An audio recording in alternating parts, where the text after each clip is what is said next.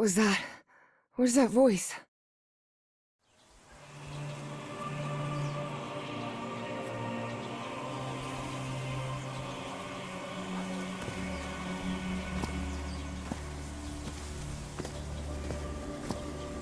This is the story of a young girl. A girl who had strange and disturbing dreams. I know this place.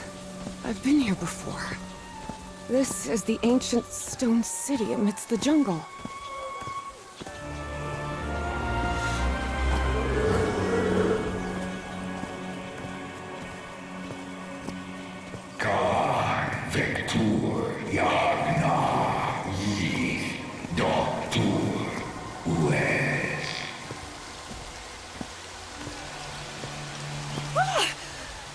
Oh, sweet Jesus.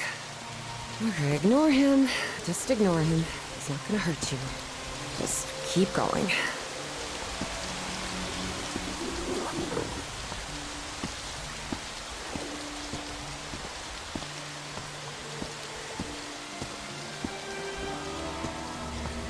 This constellation. Where am I? This is not the Earth.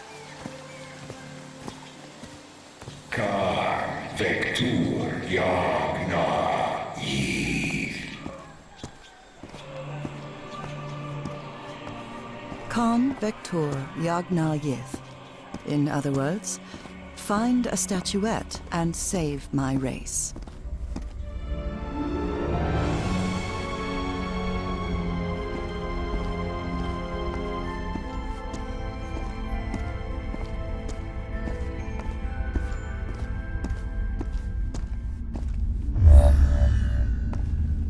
The statuette! Here it is. Finally! I have to get it, I have to...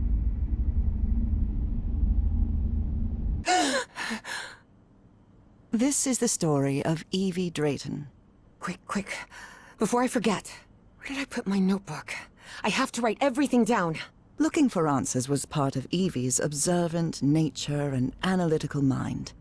Her recurrent dreams began shortly after a period in 1956, when she'd completely lost consciousness.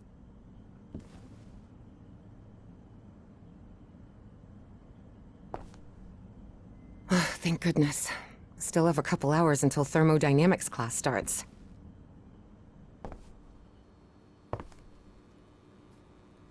Oh, here it is. Evie's Nightmare Journal. Evie was worried that someone might read it. That's why she kept it locked away under that complicated padlock.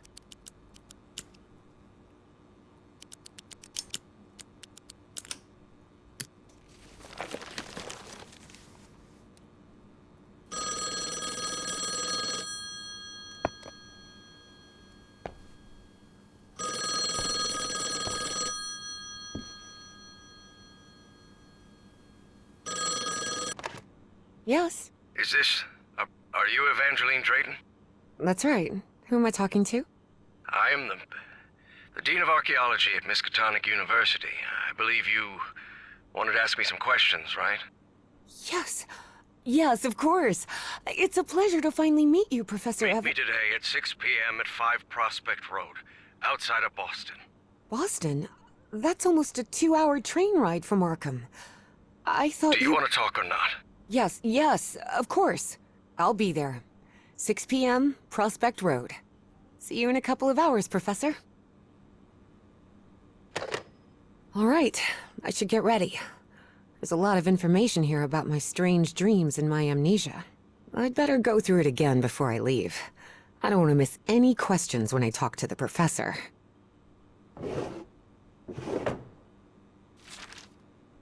I've always been a good student, but during my amnesia period, I almost reached excellence. All straight A's?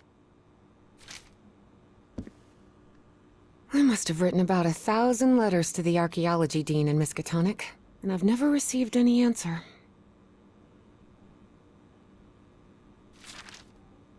I wish Papa had never taken that job in San Francisco. He'd still be with us.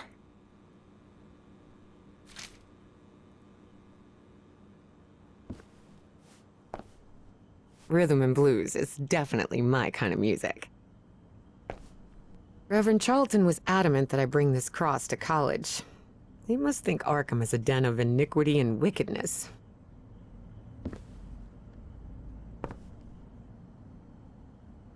I couldn't leave my science fiction book collection in Benoit. Uncle Mo showed me a trick or two when I would help him in the motor shop. Tinkering with gadgets always puts me at ease. I was lucky to be accepted at Miskatonic. It was one of the first universities in Massachusetts to admit non-white students.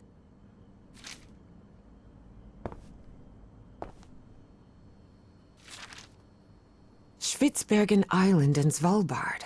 Apparently, I researched this area of the Arctic thoroughly during the time I lost consciousness.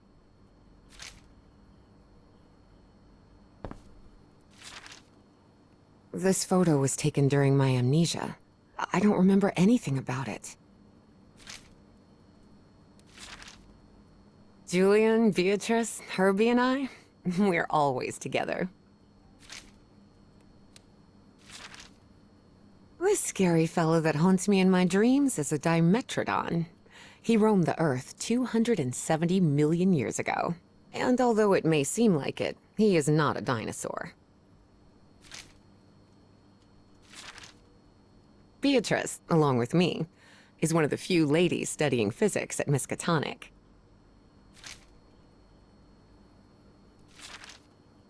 I've searched every astronomy book at the Miskatonic Library, but none of them contain any reference to this constellation.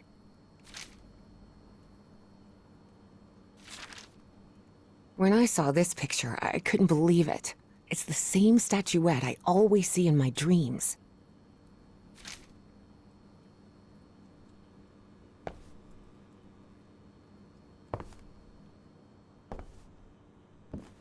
Before leaving, Evie asked herself if she had finished gathering all the information in her room. All right, I think I've gathered what I need.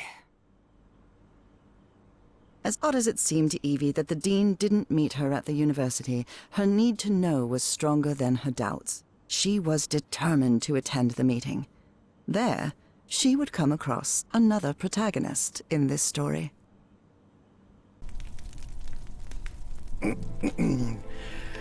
So, you have finally decided to talk to that young lady, Professor. Yes.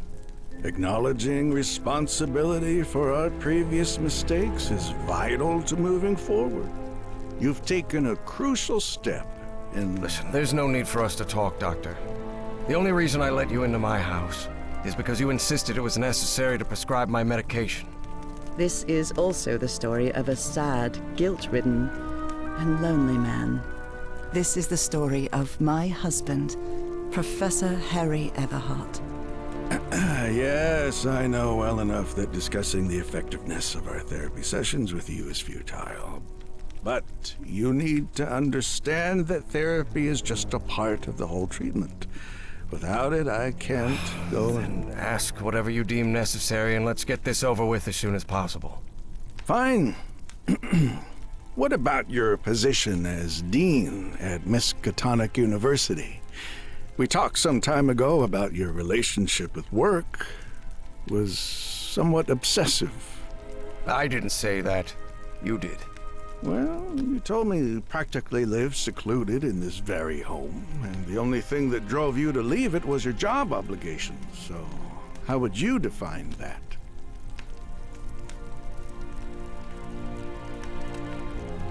Could be, but my job is the only thing I have now. In any case, I've never been a man of many interests. Besides archaeology, I mean. That was, of course, a lie. And are you happy with that? With your life now? What kind of question is that? Well, I'm asking it because it sounds like you're subjecting yourself to a kind of self-punishment. I am not. Next question. There's another topic you've never wanted to delve into, Professor. Would you now be open to... You're going to do it anyway, so go ahead. Okay. What happened to your wife, Professor?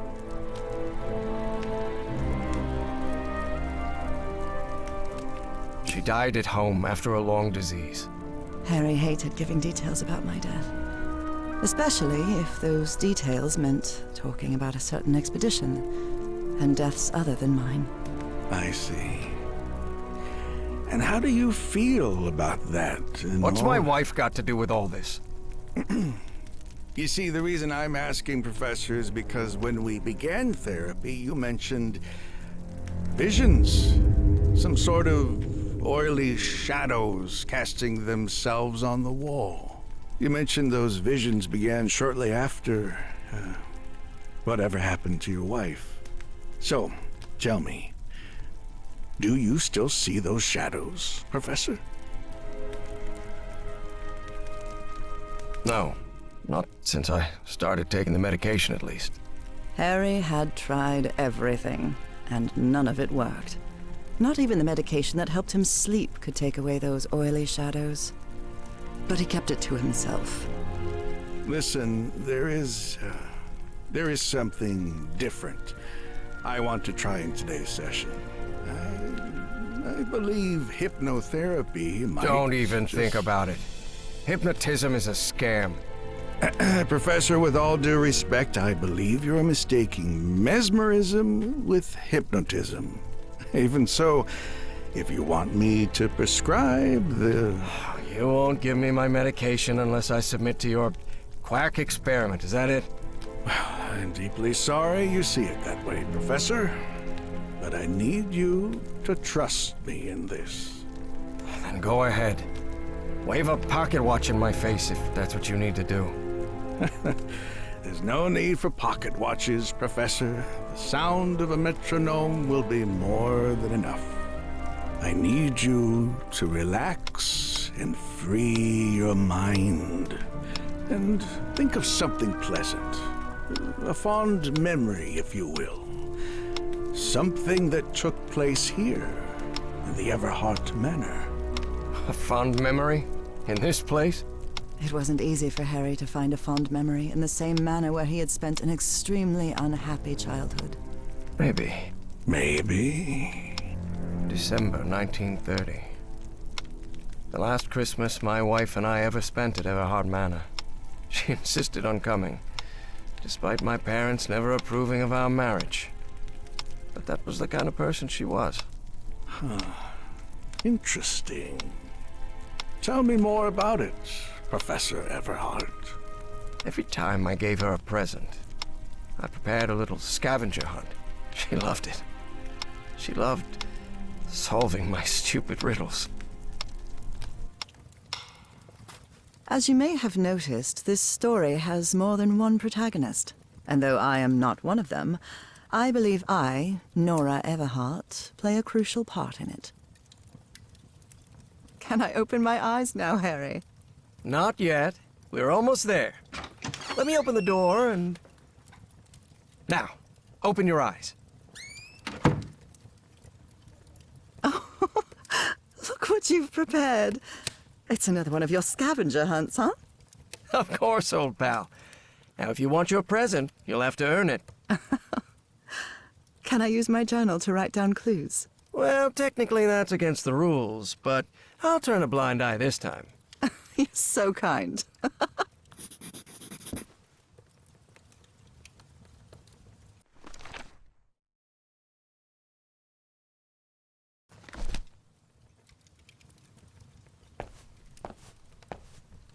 Do you remember when we slow danced to Dear Old Pal of Mine at Maddie's house? The end of the Great War Party and our first kiss.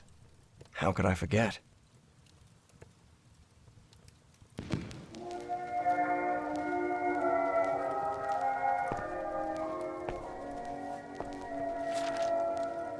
Oh, look at your sad little face in this photo. You know me. I've never been the life of the party. Wait. There's something wrong in this memory. This wasn't... Ignore it. Focus on that moment. Your wife. That happy memory.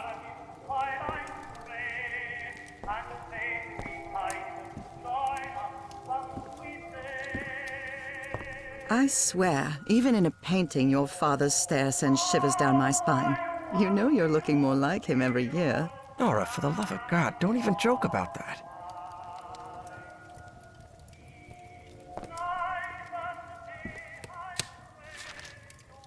A new decade. I wonder what the future has in store for us.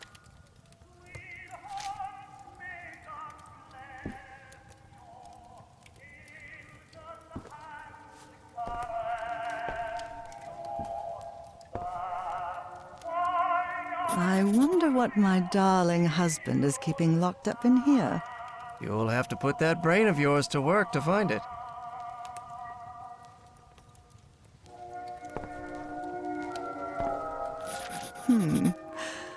What are you up to now? Oh boy, what a drawing. Is this supposed to be a tree? Of course it is. I'm doing the best I can with my limited art skills. Well, at least you're good at playing the piano. I'm seeing those oily shadows in here. Why am I seeing those shadows? Focus, Professor. Keep remembering.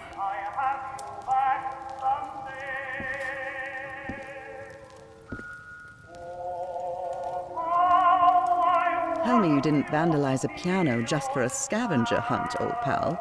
Nora, who do you think I am? It's just crayon.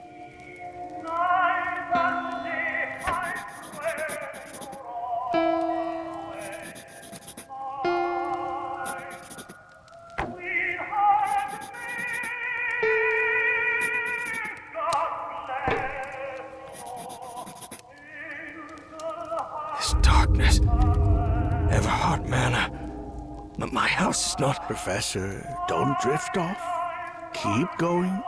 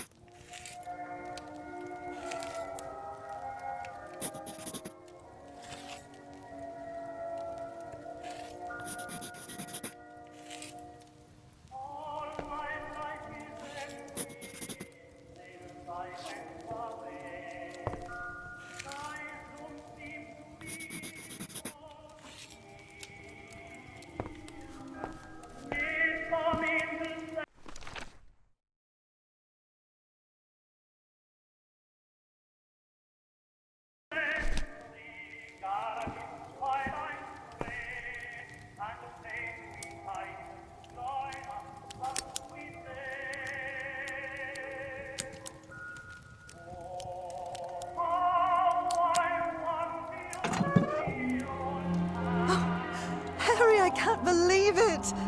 It's that statuette! And it even has a black ooze orb. Just what I wanted for Christmas.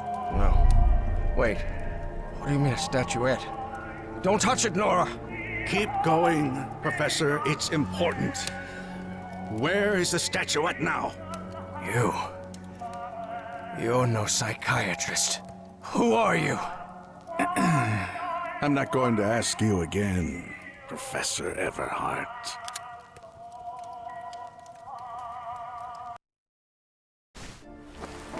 Shortly after Harry's peculiar hypnosis session, Evie finally arrived at Everhart Manor. Prospect Road 5. Here it is. Professor Everhart. It's me, Evangeline. Wait. What is going on here? Professor? Is everything all right? Most people would have turned away and left, but not Evangeline Drayton.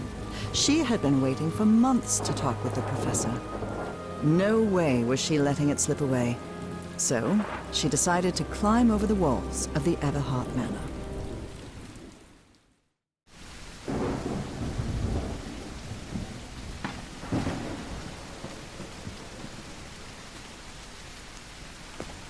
Ugh. This looks like something straight out of Tales from the Crypt.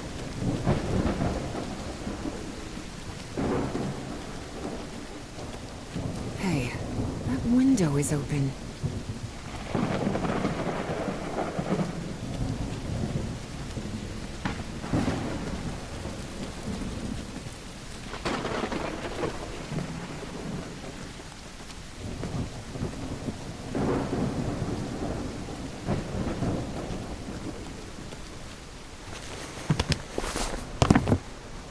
Professor Everhart. It's me, Evangeline.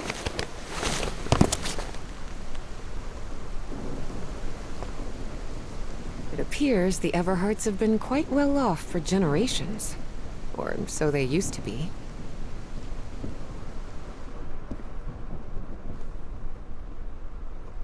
That must be Elizabeth Everhart. She looks sad. The Everhart children, Harrison, Madeline, Richard, and Donna.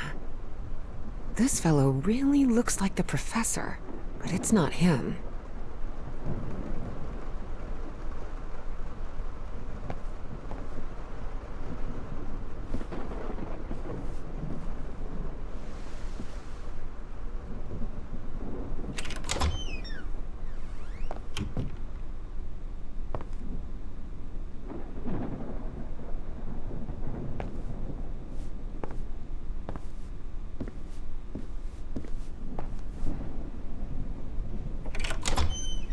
Wow, look at the size of this library.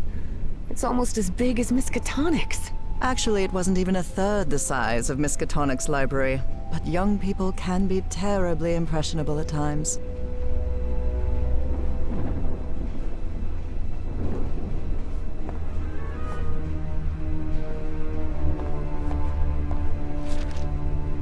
Troubling absences in my memory. It's exactly how I felt during those 3 months of 1956.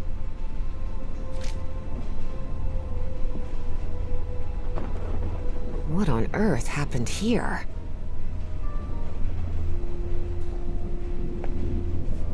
I wish this fireplace was lit. It's bone-chilling cold in here.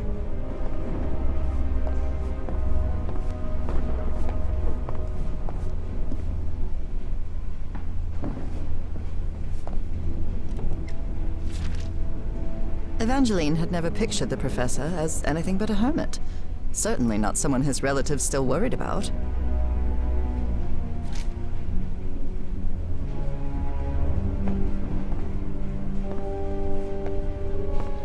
Is this young man Professor Everhart? It does look like him. There's something written in Latin on his frame. Non possumus.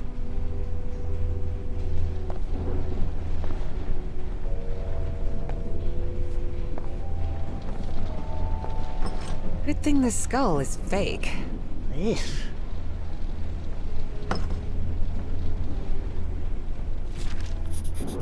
Rich people definitely had weird ways of entertaining themselves. But it wasn't mere entertainment. Harry's mother's life had long been shaped by tragedy, and she had become obsessed with the afterlife.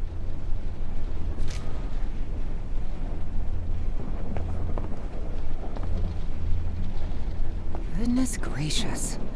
The professor's taste in literature is nothing if not peculiar. Darn it. This door is locked.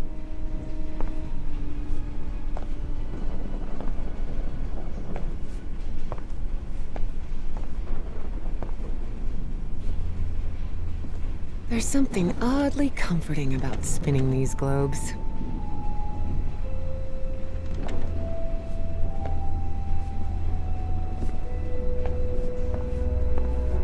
Dyer was my applied geophysics professor. He was very strict. Strange character.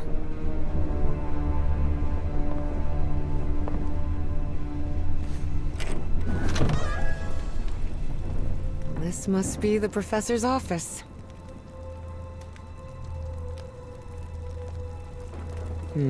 Someone lit the fireplace, but this room is still cold. Wow, the professor served in U.S. intelligence during the war. The greenhouse and the mausoleum.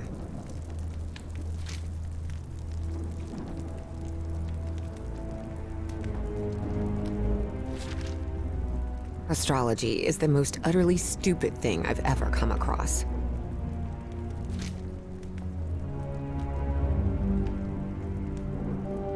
A lapel pin with a rather peculiar emblem.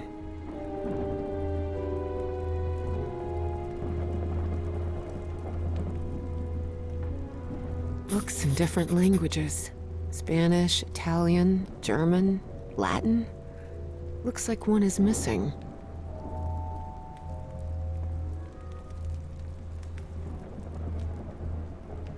Professor Everhart doesn't look so intimidating in that portrait. The professor had another appointment today, with a therapist.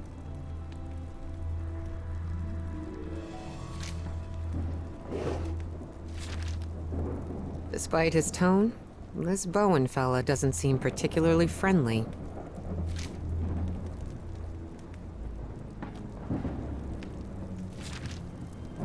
Nora and Harry?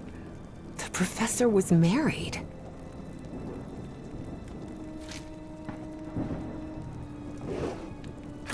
The key. I wonder what this opens.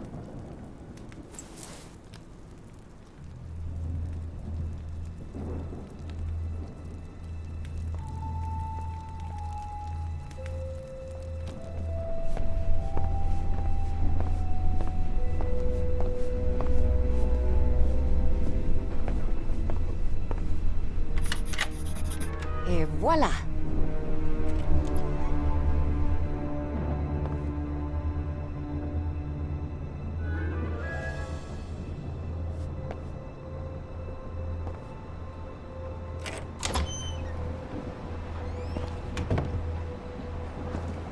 Can't see a thing in here. Better turn my flashlight on.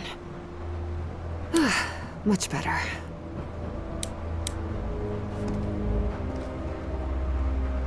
These tools haven't been used in a long time.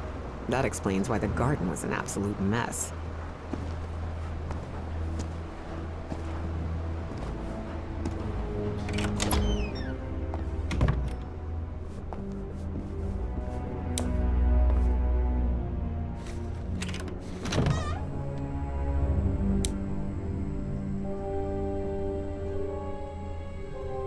The man's definitely a dead ringer for the professor. A ripped canvas.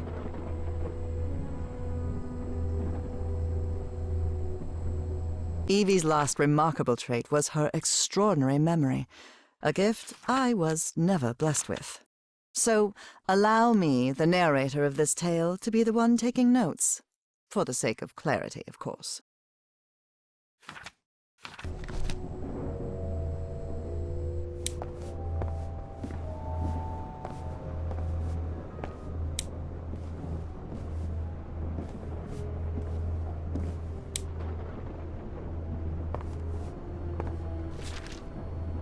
Looks like the professor's father was involved in politics.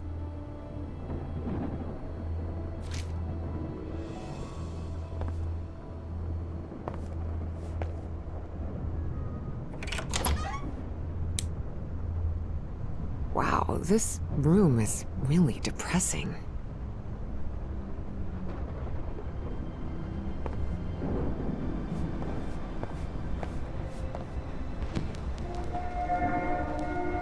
Under different circumstances, I might have found this song beautiful. But at the moment, it sends a shiver down my spine.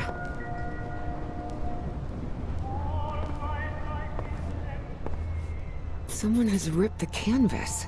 There's a Latin inscription in its frame. Providere debemus.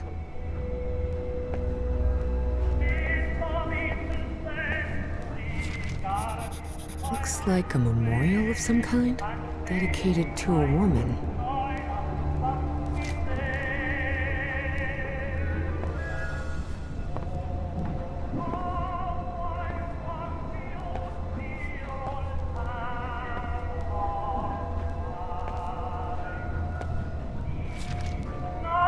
Driver's license with a certain Manuel Silva.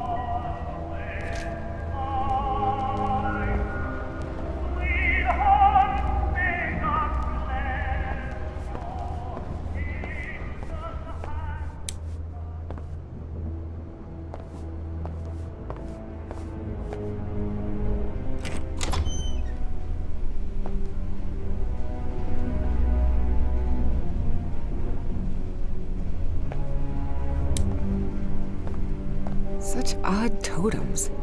Are these fishes? So Professor Everhart set on an expedition to the Pacific. I never pictured him as an adventurer.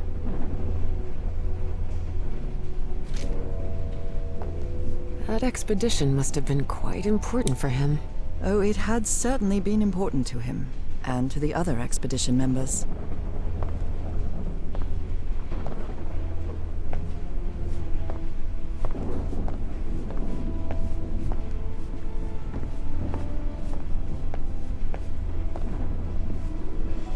Torn canvas. The frame reads, Sed Futura.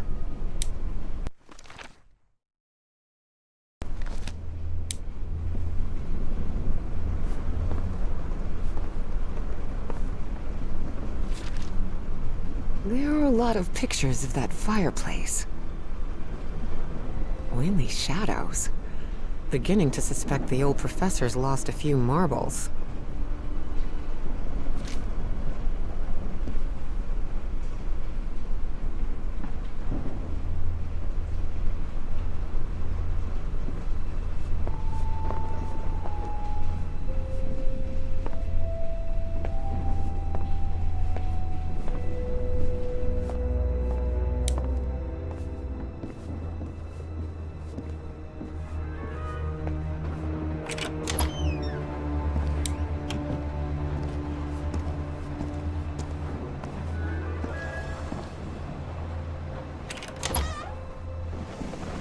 Good heavens above, would you look at the size of this place?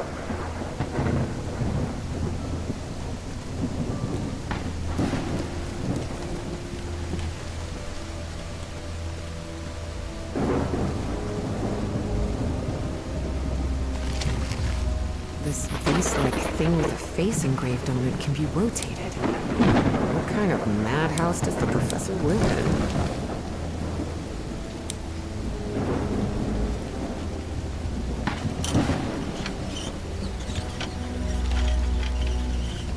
Looks like there's a symbol carved into that bucket.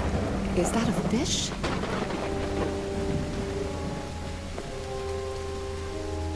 It's raining cats and dogs here.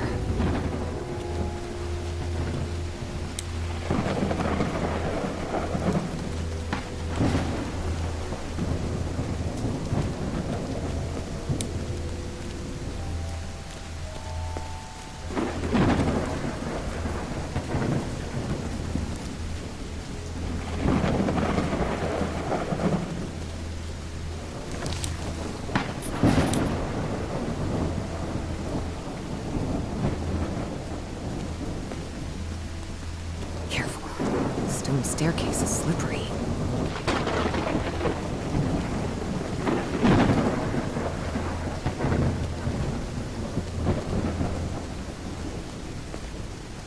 No use. It's locked.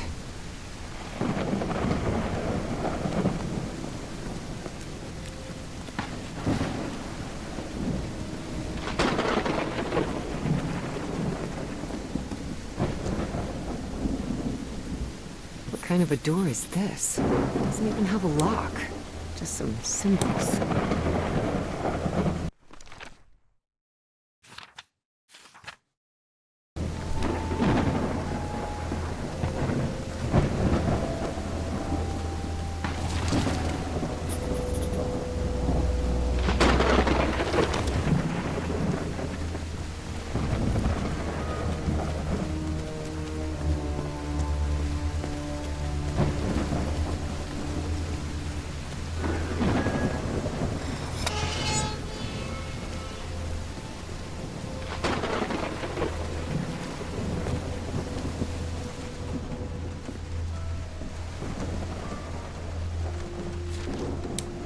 Hidden room?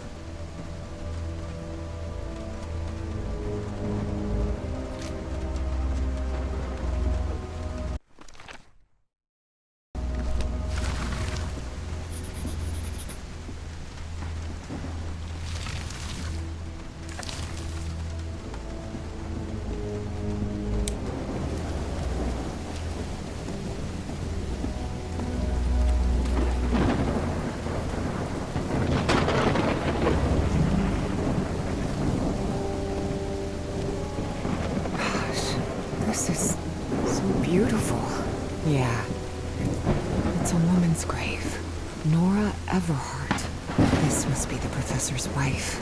Evie found it hard to believe that the recluse living in the abandoned mansion had ever loved anyone. But he had. Truly and profoundly. Such a graceful and elegant woman. Evie certainly had a keen eye for beauty.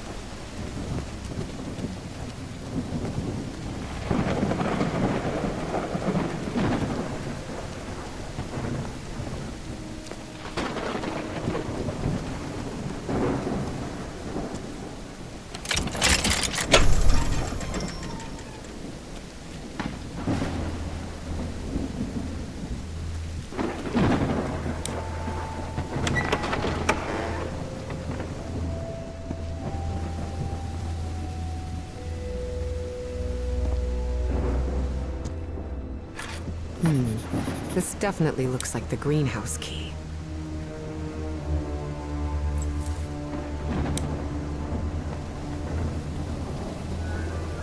In loving memory of our firstborn son, John Everhart Jr. Oh dear. A dead child. This is simply heartbreaking. The inscription on the frame reads, Praeterita mutare.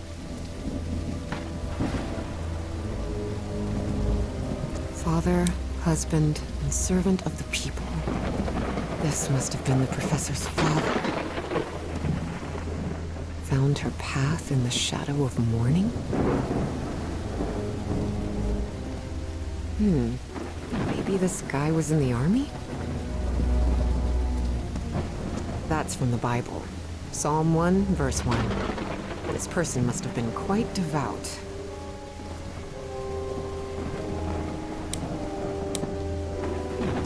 Harry rarely spoke of his brother John, mostly because he had never known him.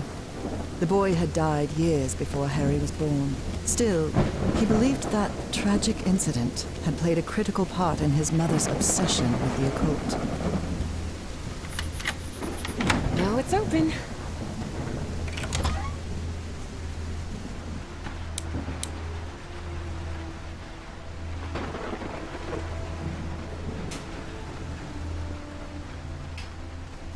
It appears to be a Spanish edition of the science fiction novel The Future Eve. I'll keep it, just in case.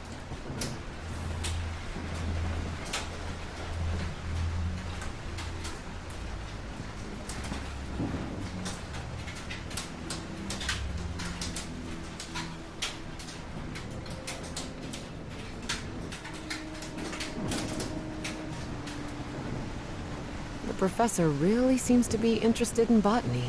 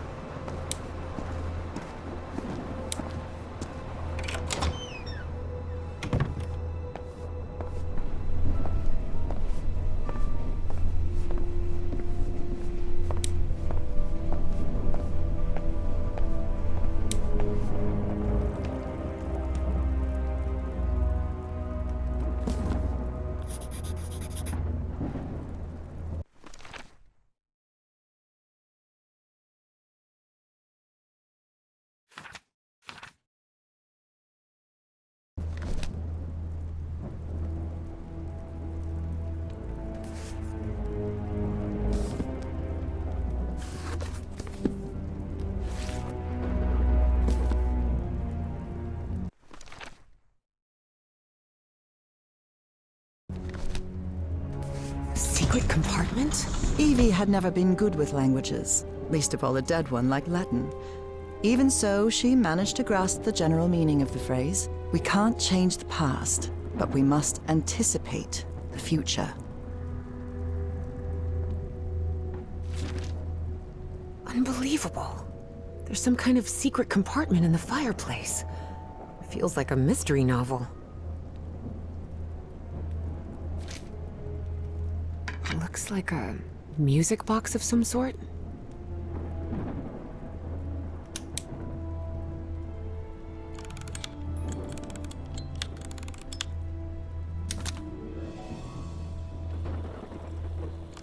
It doesn't make any sound. Maybe it's broken.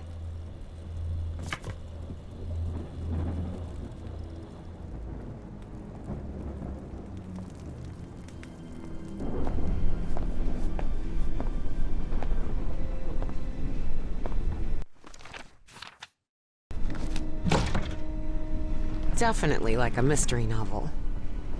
Ooh, I guess I need to go see what's down there.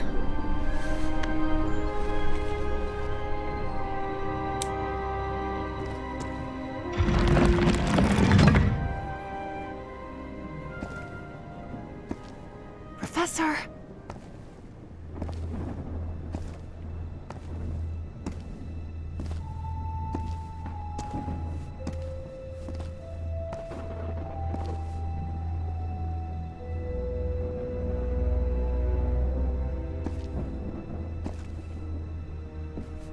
Professor! Professor! What happened? He's knocked out cold. The statuette's broken. And the sphere. Shattered to pieces.